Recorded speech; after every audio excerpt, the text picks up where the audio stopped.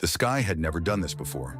No sign, no warning, just a man building a massive ark in the middle of dry land while the world laughed at him.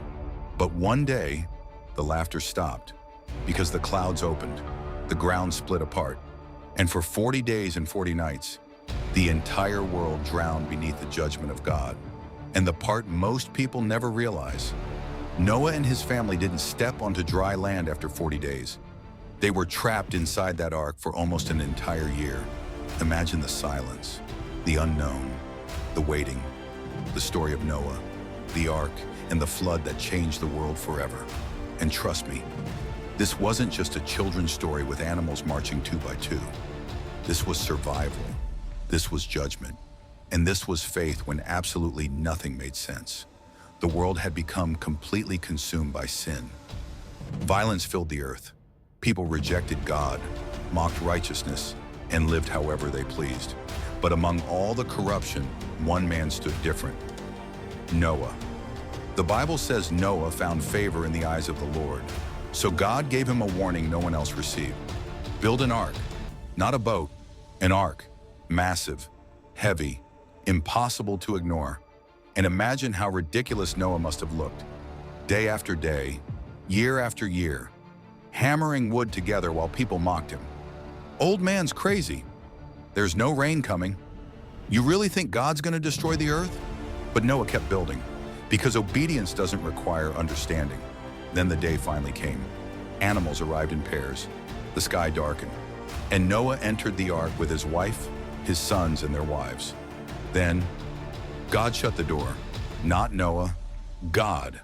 And suddenly, it began. Rain crashed from the heavens while fountains burst from beneath the earth. Water rose higher and higher until mountains disappeared beneath the flood. Everything outside the ark was gone. Every laugh, every mocking voice, every wicked kingdom, gone. But inside the ark, Noah waited. And this is the part people overlook. The rain only lasted 40 days and nights, but the floodwaters covered the earth for months.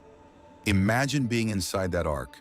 No sunlight, the sounds of animals constantly surrounding you, the creaking wood, the endless rocking of the waves, wondering every single day, will we ever touch land again? Days turned into weeks, weeks turned into months, and still, water everywhere. But God had not forgotten Noah. Eventually, the ark rested on the mountains of Ararat. Noah released a raven, then a dove. The first time it returned. The second time it came back carrying an olive leaf. Hope. Life was returning. Then finally, after nearly a full year aboard the ark, God spoke.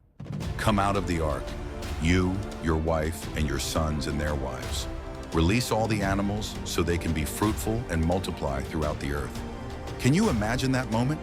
The door opening, fresh air hitting their faces, the sound of dry ground beneath their feet for the first time in almost a year. And the very first thing Noah did wasn't celebrate, wasn't build a house, wasn't explore the new world. He worshiped. He built an altar and praised God. Because Noah understood something powerful. When God carries you through the storm, you give him the glory when you survive it. God was pleased and promised to never again destroy the earth with floods. So as a sign of the covenant with all the earth, he placed a rainbow in the clouds. God told Noah, his wife, and his sons and their wives, go, be fruitful and multiply and repopulate the earth. Noah had faith when everyone else in the world turned against him. They thought he was crazy, but God never left him. And maybe that's the message somebody needed today. Sometimes God doesn't calm the storm immediately. Sometimes he carries you through it one day at a time.